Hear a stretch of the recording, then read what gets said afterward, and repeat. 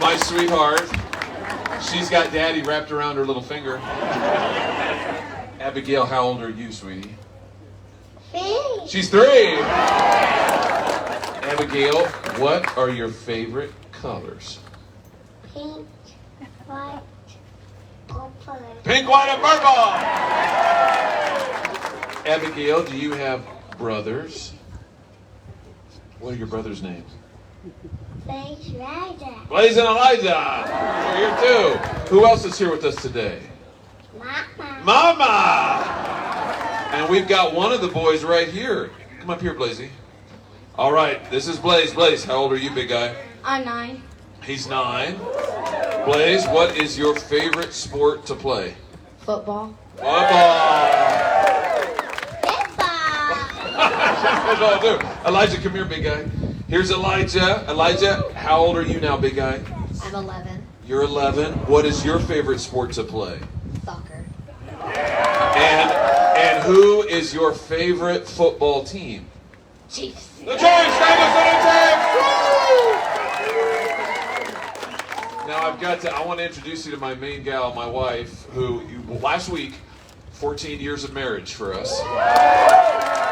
It is an incredible blessing to wake up with Erin every day. She's the greatest gift the Lord has ever given me. Amen. And I want to introduce her to her. Before I do that, I've got one other gal here who I want to introduce. My grandmother is here. My grandmother is 94 years young. 94 years young and 94 years strong.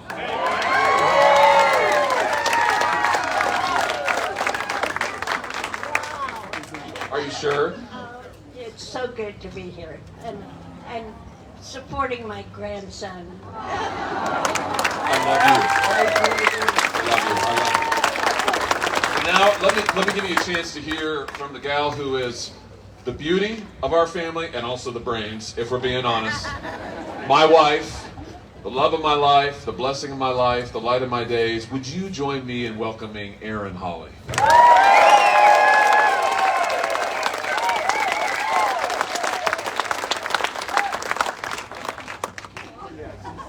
She wants the microphone. Well, I just wanted to say thank you so much for all of your support, for your prayers, for your support throughout the years here. And I wanted to tell you a little story that some of you may have heard. But it wasn't that long ago that Josh was Attorney General. He'd just been elected and was doing amazing work. He was suing the big tech companies. He was suing pharmaceutical companies for lying to patients. And then he got some calls. You know, you should run for Senate. We really need someone in the Senate. We need someone to stand up and to fight. And to tell you the truth, that sounded like an awful lot for our family at that juncture. We just drugged the 2 boys around the state. They were tiny at the time. So Josh didn't say yes immediately, and I'm so thankful for that. He didn't jump at the next rung on the ladder. He didn't just say yes because it was the next thing to do. He thought about it. He prayed about it. We thought about it and prayed about it. And it really... football. And it really came down to our kiddos, and just to be able to look at them in the future and to say, you know, when the Lord called, when there was a need, that Josh and our family stepped in the gap. And we are so thankful. I think we've all seen the call on Josh's life since then. No one asks questions like he does.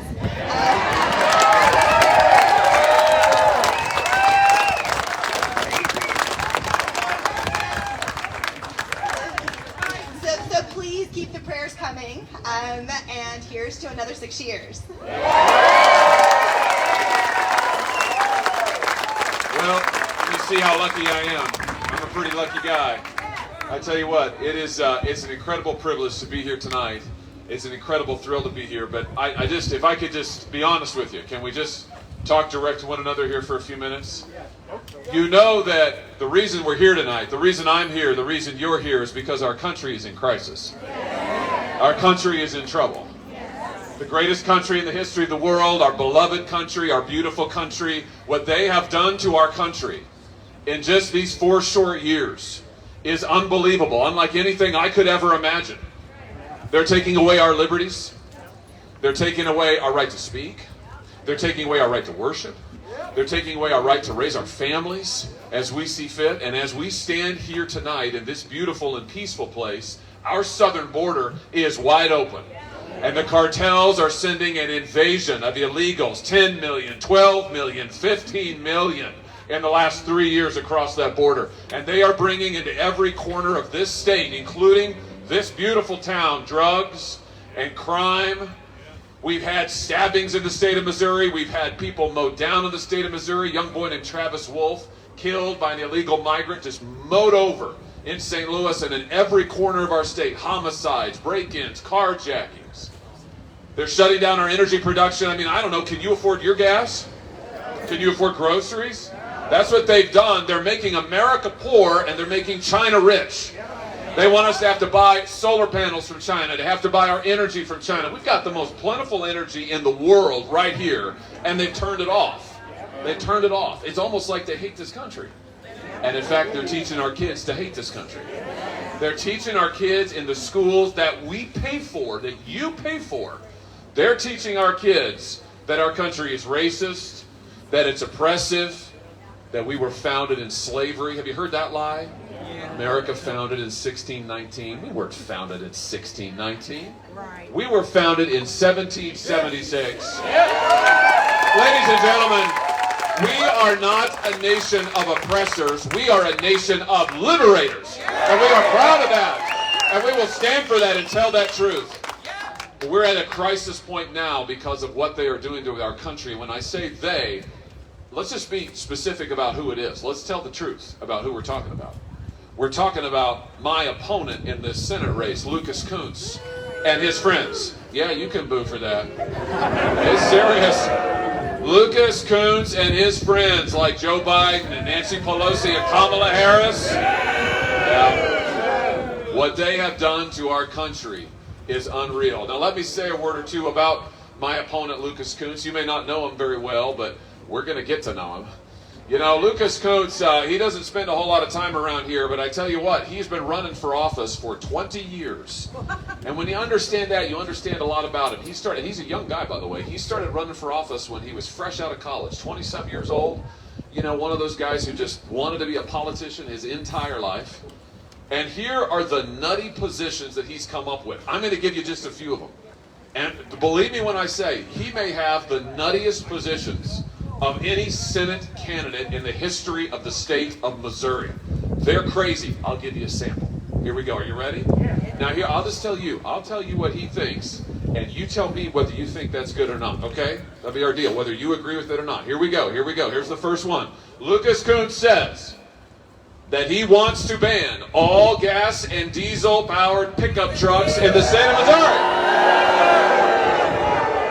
Man, would that be good for you? No. Do you support that? No. Would that be good for our state? No. He says that fossil fuels, which we have in abundance in the United States of America, fossil fuels are the greatest threat to our national security. He wants to ban all of them, every single one. Boy, I tell you what, if you drive a truck, if you drive a tractor, if you drive a trailer, you just go ahead and turn in your keys right now to Lucas Kunce, because he wants them.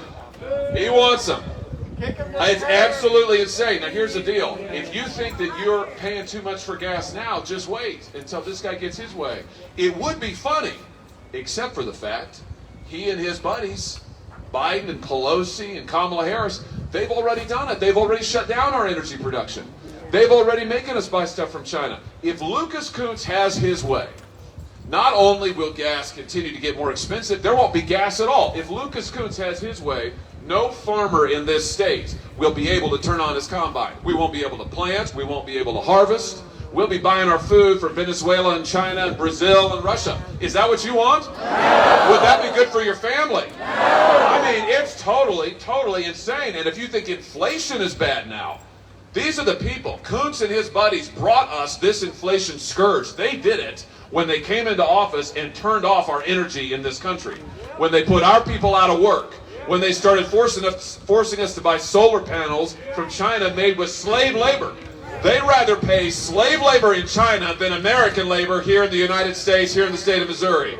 Do you agree with that? No. Me either. I tell you what, it is nuts, but it's Kunce.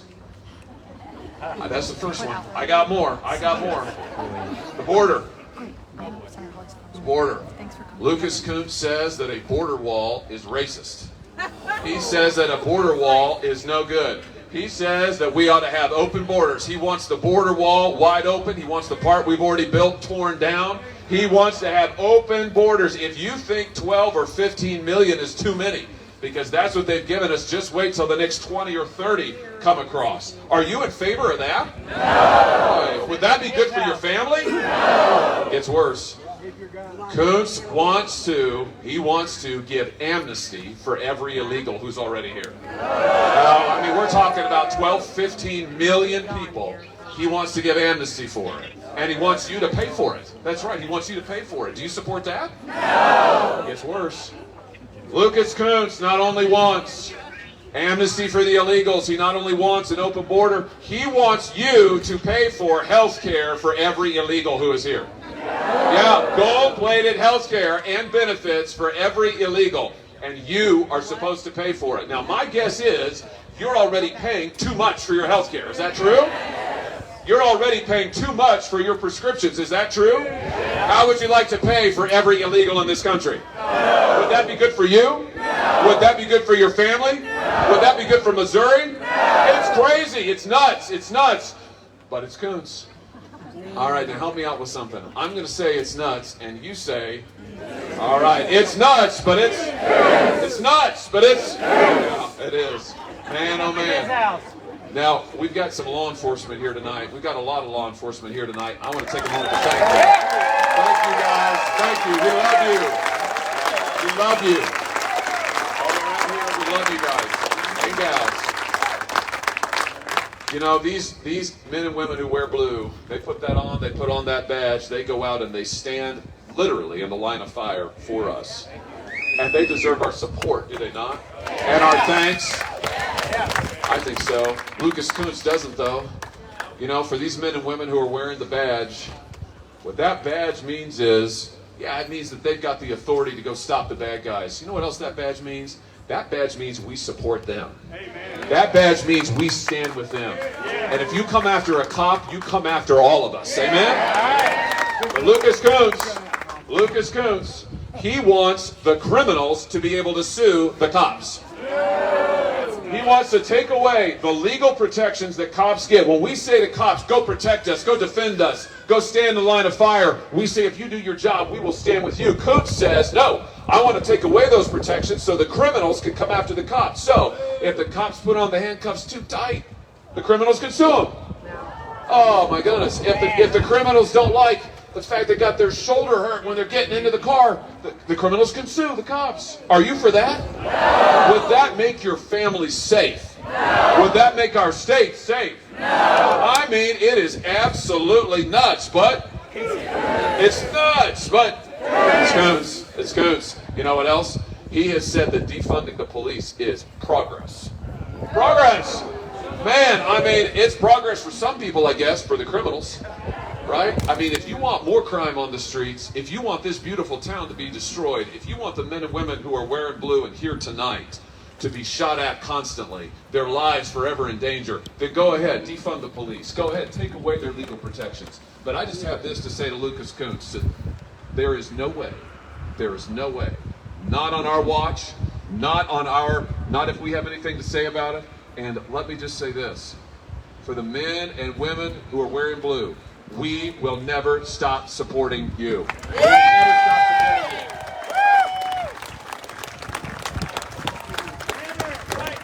you. It's time to protect our cops, not to turn the criminals loose on our cops.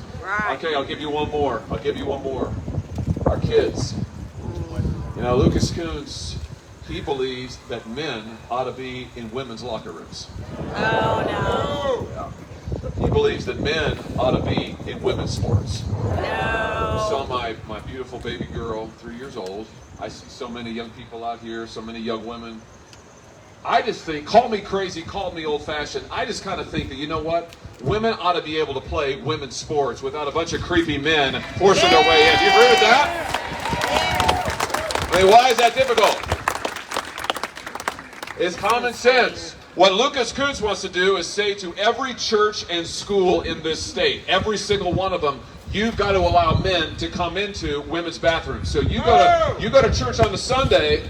You go to church on the Sunday, and some guy wants to go into the bathroom with your wife, with your daughter, with your granddaughter.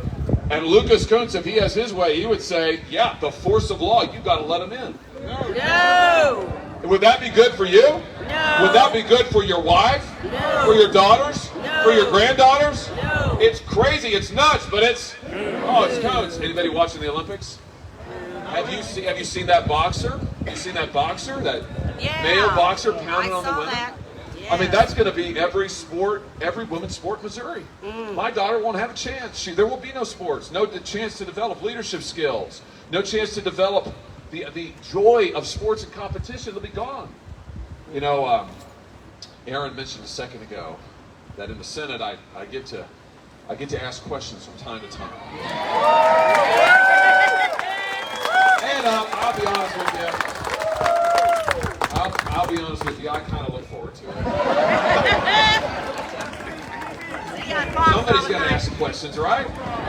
Somebody's got to hold these people accountable. Well, we had a hearing not long ago, and it was supposed to be about women's rights. Now, you'd think if we're going to talk about women's rights, we might start with the right of women to play women's sports. I mean, I don't know. The right of women to be safe in their own locker rooms. Pretty basic, right? Well, that's not what this hearing is about. This hearing, the star witness for the Democrats, the star witness, was a woman from the University of California at Berkeley. Boo! My opponent ought to run for office out there. He fit right in. So this individual, she's a very smart woman, by the way, extremely intelligent, and I'm listening to her, but I noticed something funny. This is a hearing on women's rights, and she would never say the word woman. I'm serious, this hearing went on for like an hour. I'm sitting there waiting my turn. I got out my little notepad and I started keeping track. I wrote the word woman down, and then I listened to what she was saying. She kept saying, persons with a capacity for pregnancy. No, Did y'all hear that? Persons with a capacity for pregnancy. And she kept saying that, so I wrote that down too. When it got to be my turn, she had said woman 0 times. She said persons with a capacity for pregnancy like 20 times. So I was very confused by this point. And I said to her, it got to be my turn, and I said to her, Professor, if you don't mind, I just have one question for you. When you say persons with a capacity for pregnancy, do you mean women? And I mean, she looked at me, she drew herself up, she was not happy. My mother's a former school teacher, I know that look. I thought I was going to get called by my full name. And take a breath, and she says to me, Senator Hawley, I would just like to point out the transphobic nature of your question. No. I was like, I'm not sure what that means, but I'm pretty sure she's calling me a bigot, you know? Yeah. So I said to her, wait a minute. Are you calling me a bigot because I'm asking if it's women who get pregnant? Is that the deal? And she said to me, let me ask you a question. I said, go ahead, sure. Be my guest. And she said, do you think men can get pregnant? No. She was serious. I thought she was joking. She was completely serious. So I looked at her and I said, no, I think not. And she said to me, see, you are a bigot. And I said, see, God. you're insane. You're insane. This is nuts. It is absolutely crazy. The problem is, this is what they want to teach our kids. The problem is, it's not just a punchline, they're doing it in our schools. The problem is, they're coming in and they're saying to our girls, you got to have the men in the locker room. I remember hearing from Riley Gaines. Anybody know Riley Gaines? Olympic swimmer. Yeah. Fantastic, amazing woman. Riley Gaines also testified before us. I will never forget her testifying that when she was at the national championships in swimming, she tied with a man, a biological male, who wanted to swim as a woman. She tied with him, and they took the trophy literally out of her hands and gave it to the guy. Those stupid And idiots. said, Riley, it's important that he be seen holding the trophy. Now, I don't know about you. That's not what I want for my daughter. No. Is that what you want for your daughter? No. Is that what you want for our state? No. We have got to put a stop to this. And again, my message is to Lucas Kuntz and to his allies, keep your hands off our daughters. Right. Keep your hands off their sports.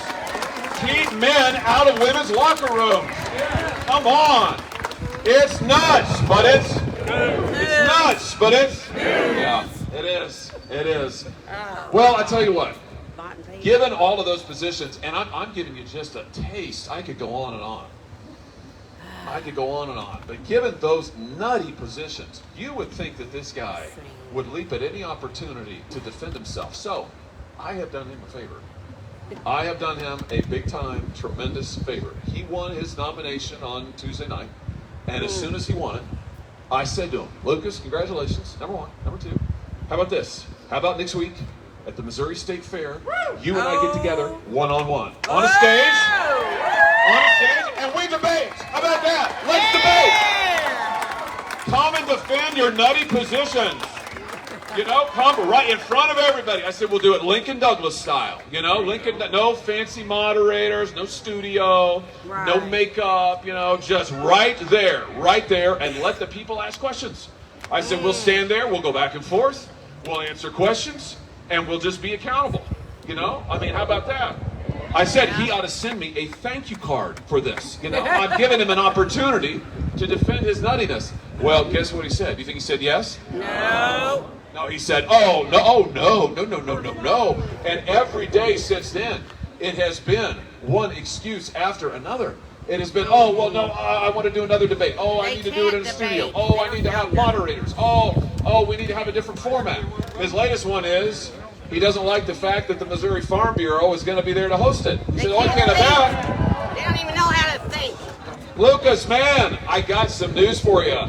If you don't want to talk to farmers in Missouri, you're in the wrong state, brother. Yeah. Farming's our #1 industry. Come on. So here's the deal. Lucas, if you're watching, man, I will be there on Thursday. I will have my trailer. The Farm Bureau's ready to host. Come on down. Come out of hiding. Don't hide. Come answer questions. We'll stand on the stage and we'll take people's questions. And by the way, I see some press here. You all are welcome. Everybody's welcome. You can come on, cover it. Open to everybody. I just think the best thing we can do is stand there and defend our positions. And I would love to give him the chance to defend his. Right? And I tell you what, I'll do him one other favor. If he shows up next Thursday, I'll even let him go first. I'll let him go first. I'll spot him. Go ahead. Show up. Well, I tell you what. This is such a serious time for the country. This is such a monumental election for us in the months that will follow it. And sometimes I think, you know, my wife alluded to this, sometimes you look at what they're doing to our country. You look at how much we've lost. You look at how much is at stake, and I think sometimes it's easy to feel discouraged. Do you ever feel that way? I do. Yeah. And I think here's the truth of the matter. Is that we may not live in quiet times. We may not live in easy times. But, friends, we live in times that matter.